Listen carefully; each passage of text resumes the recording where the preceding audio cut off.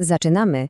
Dzisiejsze omówienie to coś w rodzaju prawniczego thrillera. To prawdziwe śledztwo w sprawie cyfrowej kradzieży korporacyjnej. Będziemy opierać się na świetnym studium przypadku opracowanym przez mecenasa Waldemara Rakoczego. Krok po kroku obnażymy mechanizmy, jakimi rządzi się nieuczciwa konkurencja w sieci. To fascynująca opowieść o tym, jak reputacja, którą buduje się latami, staje się nagle celem bezczelnego ataku i co ważniejsze, w jaki sposób prawo staje w jej obronie. Zatem do dzieła! Często zastanawiamy się, czy w dzisiejszej erze wszechobecnego internetu skopiowanie jednego, małego obrazka naprawdę ma aż takie znaczenie? Otóż odpowiedź brzmi absolutnie tak, nie ma tu żadnych wątpliwości. Zdarza się, że z pozoru niewinne działania, szybkie użycie funkcji kopiuj wklej, uruchamiają gigantyczną lawinę konsekwencji prawnych i finansowych. W biznesie, gdzie ten wizerunek wizualny to często nasze być albo nie być, takie przewinienia cyfrowe traktuje się z ogromną surowością. Poznajmy więc głównego bohatera tej historii. Naszym poszkodowanym, czyli celem ataku, padł duży, uznany na rynku producent osprzętu mechanicznego. To nie jest firma znikąd. Przez lata żmudnie budowali swoją pozycję. Ich siła to nie tylko świetne maszyny, ale cała ta profesjonalna otoczka. Mają własne autorskie zdjęcia z prawdziwego zdarzenia, mają unikalne, rozpoznawalne w całej Polsce kody swoich produktów. To wszystko to ich cyfrowe DNA. Fundament zaufania, który kosztował mnóstwo czasu i pieniędzy. No i niestety, taki sukces szybko przyciąga niechciane spojrzenia. I tu wkracza konkurent. Zamiast stworzyć własną markę, wymyślił coś znacznie prostszego. Poszedł na totalną łatwiznę. Bezczelnie skopiował te profesjonalne zdjęcia producenta, a z kodami produktów zrobił coś niesamowicie wręcz sprytnego, ale i cynicznego.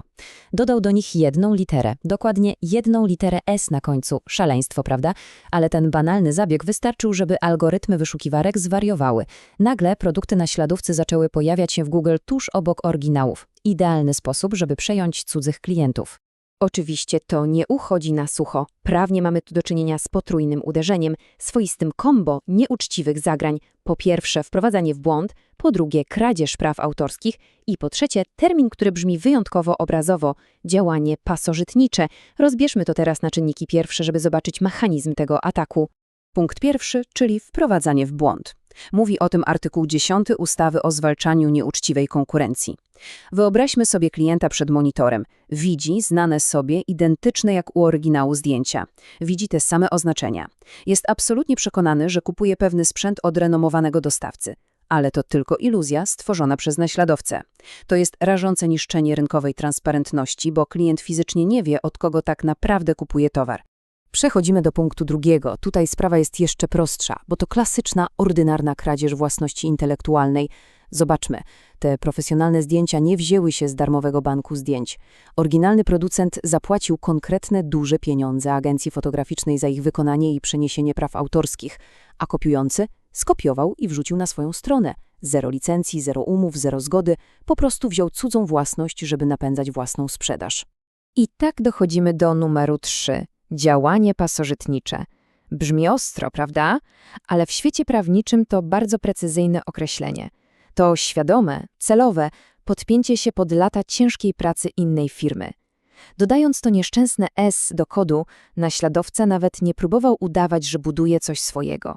On po prostu żerował na renomie oryginału. To tak jakby ktoś otworzył budkę z jedzeniem tuż obok słynnej restauracji, powiesił bardzo podobny szyld i przejmował ludzi z kolejki. Brutalne i bezwzględne. No dobrze, ale co robić, gdy padniemy ofiarą takiego ataku? Siedzieć i płakać? Absolutnie nie. Czas na kontratak. Polskie prawo daje w takich sytuacjach naprawdę potężne instrumenty i nie mówimy tu tylko o pogrożeniu palcem i kazaniu przestać.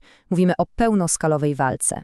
Chodzi o szybkie odzyskanie utraconego rynku, ale przede wszystkim o wyciągnięcie twardych konsekwencji finansowych za ten czas, w którym naśladowca nielegalnie nabijał sobie kabzę.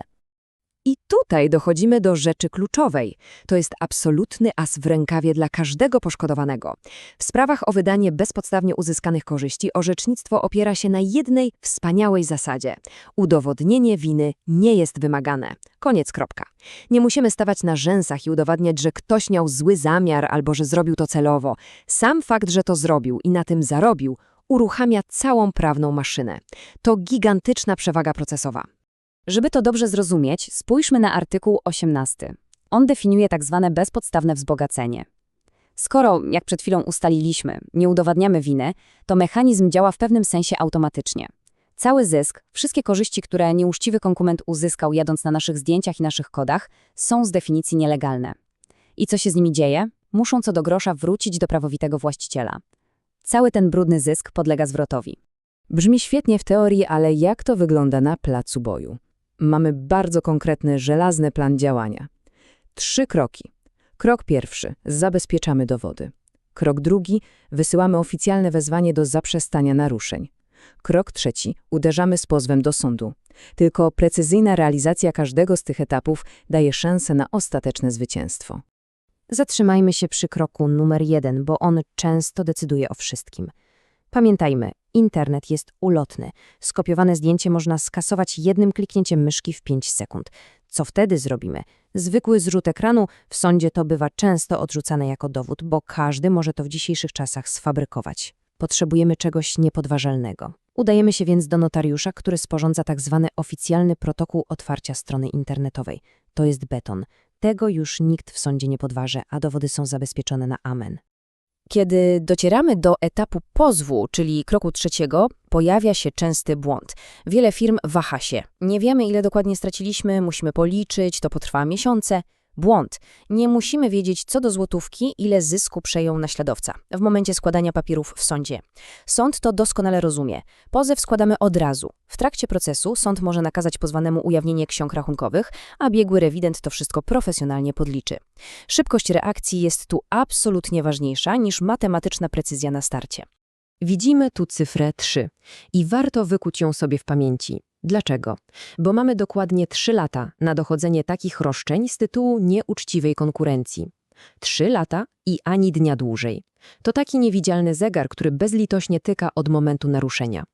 Jeśli będziemy to odkładać na później, w końcu termin przedawnienia minie i cała sprawa przepadnie bezpowrotnie. Trzeba działać bardzo sprawnie.